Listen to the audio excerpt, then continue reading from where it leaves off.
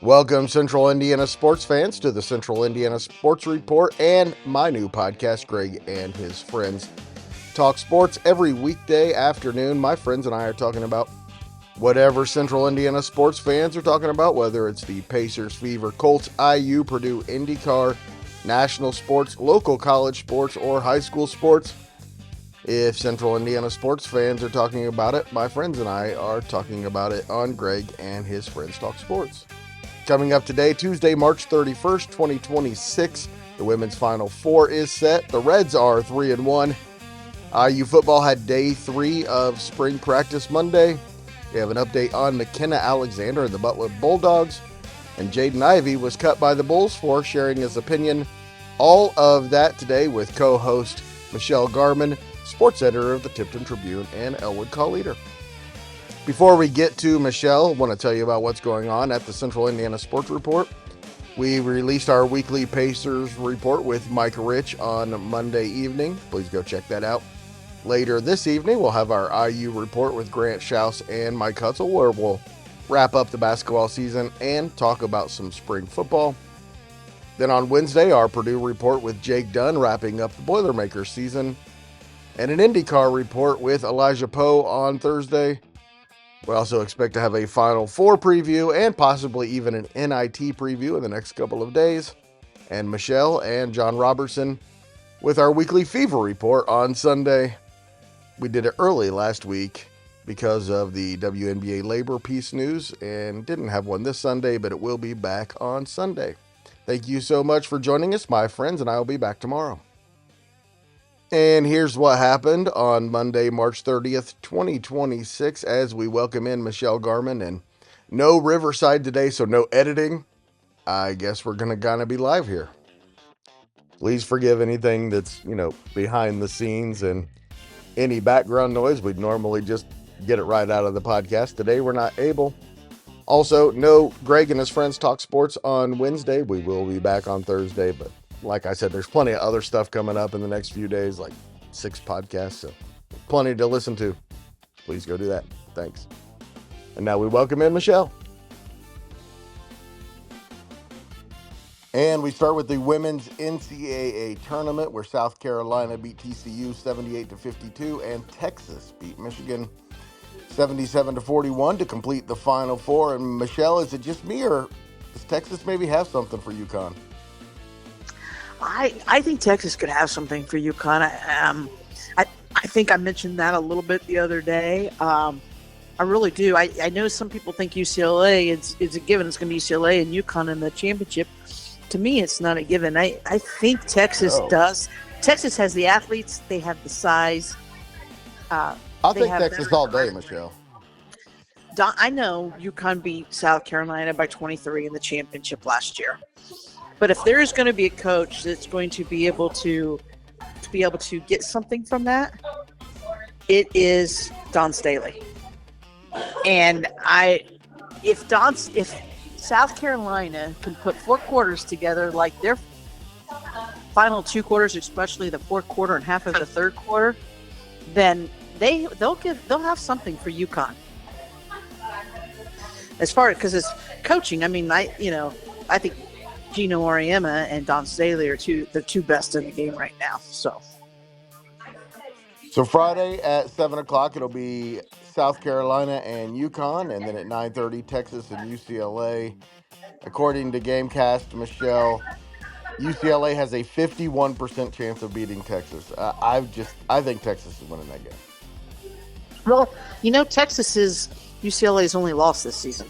They played in the regular season, and Texas won that game.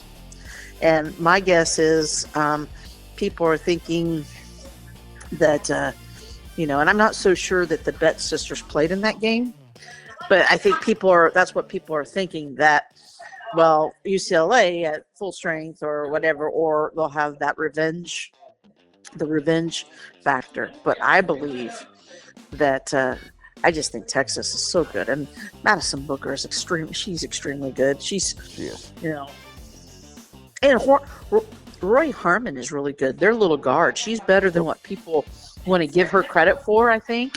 And then their their big girl. She is physical, so she'll have something. She'll be able to match Betts' physicality inside, and then when they get to UConn, or even if it would be South Carolina, she'll be able to match their physicality inside too. The Reds beat the Pirates 2-0. Chase Burns threw 5 scoreless innings, and the bullpen was fantastic. Burns got his first of many wins to come for the Reds, and Michelle rookie Sal Stewart now 8 for 12 on the year after going 1 for 2 with 2 walks on Monday. His current on-base percentage is .765, and his OPS 1.932 through 4 games. Same 2 teams tonight at 640. I watched that game, Greg, last night. My mom really loves baseball, and I got her hooked on the Reds a couple summers ago. So I watched that game on the TV while I was watching the women's basketball on my phone. And it was a great game. And Sal Stewart, talk about just his other, he's batting he entered that game batting like .727. Phenomenal. 8 for 12. Yeah, he's just, it's good. He lost some weight over the season, and you could tell it because he was able to hustle from first to third on a base hit in the game. He's just seeing the ball extremely well right now, and their pitching is really good. I thought Chase Burns did a really nice job, and this early in the season, and he's had a little bit of injury issues at the end of last year. I thought to only pitch him 5 innings was good, and Franco came in and did a nice job for them. Another arm in the bullpen, and then Ashcraft, and then Connor Phillips, got his first save. He was able to save Centillion and Pagan, and I think that maybe Ashcraft, depending on how today's game goes, could possibly be the one to get a little bit of rest in the bullpen today. And you have Centillion and Pagan fresh. Also Monday, the Cubs evened their record with a 7-2 win over the Angels at Wrigley, and the Angels and Brewers both lost. The Brewers' first loss of the season, 3-2 to the Rays in Milwaukee. So the Reds and Brewers are atop the NL Central at 3-1, with the Cubs and Cardinals a game back, and the Pirates at 1-3. The Reds are in a really good position, looking good. The whole National League, when you look at, there's not an undefeated team left in baseball now, correct? The Yankees lost last night. Dodgers lost last night. Blue Jays lost last night. Blue Jays lost to the Rockies and by a pretty decent score. That's right. No more unbeaten teams, so the Reds have the best record in baseball. Hey, I know. Haven't been able to say that a whole lot lately, have we? No, we have not. I think 1990 was probably the last time they had the best record. It would be great. I don't expect the Reds to have the best record in baseball this year. I'll just be very, very happy if they end up in the playoffs, and if they are really in contention all the way through to the end for the division. Michelle, yesterday was day 3 of spring practice at IU. Never thought I'd be reporting on that. Pro Day is today, and the spring game is Thursday, April 23rd at 8 p.m., the exact same time that Fernando Mendoza should be selected by the Raiders with the number 1 pick in the draft. Yeah, and I mean, Pro Day, they're going to show the NFL Network is going to air it live, so broadcast. So, IU fans, click on your phones or click it on your computer if you have access to the NFL Network. Something else I never thought I'd see. I know. That's what somebody, when they tweeted that last night, that's what they said. The statement I thought I would never be making. That's right. So, I mean, I think I'm anxious to kind of see it. I think it's great that Fernando is going to work out in it, and he wanted to do it, and because he wants to showcase his boys, as he calls them. And I saw a picture today where he was sitting outside a store on Kirkwood or something, and he was signing posters for. Nice. He's. I don't know that Indiana University has ever, especially, I mean, football, they've had some great players and great people, but Fernando Mendoza, what an ambassador to the university. I mean, you kind of think of him like, I think his impact on what he does and, with the public, kind of like maybe Peyton in Tennessee. And Michelle, you have an IU women's basketball update. I do. I already knew that, as expected, they had just the Stochkin and I call her, I always say her number 45. I do know whatever. I can never pronounce it. I am so sorry. Big girl from France that joined the team late last summer. And Chloe Spreen. And there's one other player at the time had entered their names into the portal.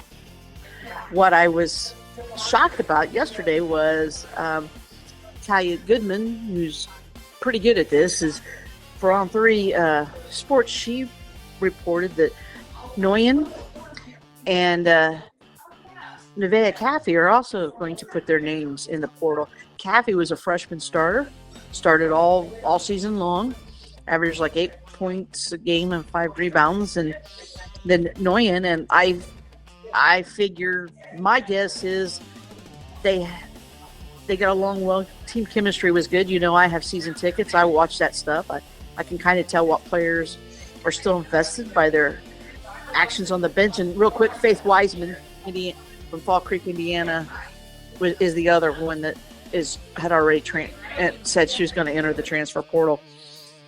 But I guess my philosophy is I think it's money. Somebody has reached out to whoever represents Nguyen and whoever represents Caffey, offering more money. I was talking with somebody last night is from IU, graduated from IU, and still has really good connections down there. And he said that what the reason Yarden ended up transferring last year was she came back and demanded a figure that was Terry's whole entire NIL, what she had, budget. And Terry said, no, I can't do that. I'm not spending my whole budget on one player. And I don't think people realize that the IU women's basketball team, their NIL is not near what football is and not near what the IU men's is. And you don't expect it to be football because that's the biggest money making. But I think I'm not even sure their budget is up to, it might be only like 50% of the men's budget. And I know that it doesn't put them in the upper half of the Big Ten. And if they're not in the upper half of the Big Ten with NIL, that means they're not competing with the best programs in the country. And I'm a big believer. I have no problem with athletes getting paid and the ability to transfer, but NIL and the transfer portal will hurt women's sports. We're not going to see I don't think we'll see much of a level playing field, Greg. I think the halves in women's, especially women's basketball, will continue to and be the leaders, because if you don't have the NIL money, they're just going to come and they're going to pilfer your best players. Yeah, something needs to change in college basketball, that's for sure. All right, Michelle, great start to the season for Makena Alexander and the Butler Bulldogs. Yes, Makena, she's batting a team high 521, and I believe I read somewhere where heard her batting average on when they were, because I watched the St. John's game. The last game was on ESPN Plus, so I watched part of it. And last week, that her batting average is like in the top 10 in the country. And wow. That's phenomenal. She has, like I said, she's hitting 521. She has 11 home runs. She has 44 RBI, which I believe both of those numbers are and the batting average are also number 1 in the Big East, right around there. And then she has 7 doubles, 1 triple.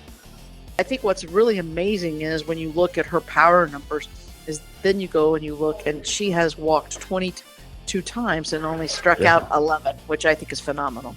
Her on-base percentage, .616. Yes. That's amazing. And I think her slugging percentage is pretty high and pretty good too. Am I not right? 1.080. So yes, that'd be pretty good. Yes. All right, Michelle, nothing on Tuesday locally except for the Reds and Cubs are in action. On Wednesday, Pacers at the Bulls, 8 o'clock Wednesday in Chicago. And on Monday, Jaden Ivey was released by the Bulls, who had just traded for him. He was already out for the season and a free agent, so not that big of a deal. But Jaden Ivey said some things that people didn't care for. He said that Pride Month celebrates unrighteousness, that Catholicism is a false religion, and even some more things in that area. And look, I don't agree with what he said, but if you're going to start cutting people for their opinions, you're going to have to be very careful. I think you are. You can't treat some opinions as okay That's and right. others as not okay. You can't allow, it's like somebody said, you can't, the NBA did nothing to punish Steve Kerr when he later retracted and said he made a false statement regarding ICE. Wasn't aware of the fact, but he would face no punishment. It can't fit your agenda. I think you got to be very careful because all these guys have podcasts now, and all of them have said something offensive to somebody, because you cannot have an opinion and not be offensive to somebody, and they're treading on thin ice here, man. I'm one that everybody's entitled to their opinion, and you can all agree to disagree, but everybody's entitled to. Just because I feel very passionate about one thing doesn't mean I'm right. Same way as if somebody else feels very passionate about something that I don't agree with, doesn't mean that they're right or wrong, or me, or that I'm right or wrong. I think you're getting into some ominous territory, especially with some of the history of the NBA ignoring some things. The league's got to set criteria for its own thing, and it can't cater to one side or the other. It's just got to say, hey, we may not like it, and that when they're speaking their own personal opinions. It's not a reflection of how the league feels or the team feels. That is exactly right, Michelle. Thank you so much for your time. I just decided right this minute we will not have a daily show on Wednesday because there's nothing Tuesday. We'll be back on Thursday. However, we will have an IU report, a Purdue report, a NCAA Final Four preview, and maybe even an NIT preview between now and Friday. So we'll have plenty to do. Just no daily show tomorrow. I'm going to go visit my dad, Michelle. Hey, there you go. Hey, real quick, I wanted to say this. I also wanted to mention that IU's Shea Shesky and Purdue's Fletcher Lawyer will both compete in the three-point contest at the NCAA, the Final Four, over the weekend on April 3rd. They will both be in that. So, very cool. It is very cool. Thanks so much, Michelle. Thank you. We will be back on Thursday. Please do us a huge favor and help spread the word about the Central Indiana Sports Report and Greg and his friends talk sports every weekday afternoon. And as you are hearing right now, not every weekday afternoon.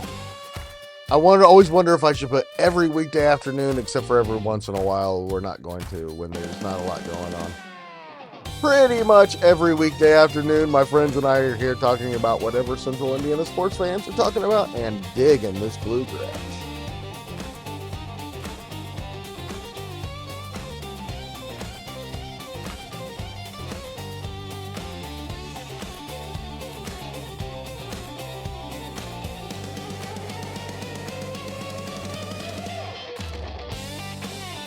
We're a bluegrass kind of podcast.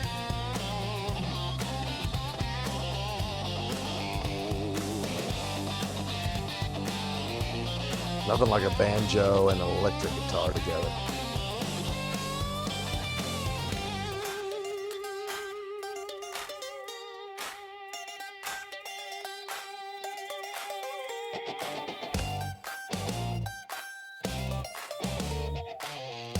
The Central Indiana Sports Report is a product of ITG Media. And I love Susie.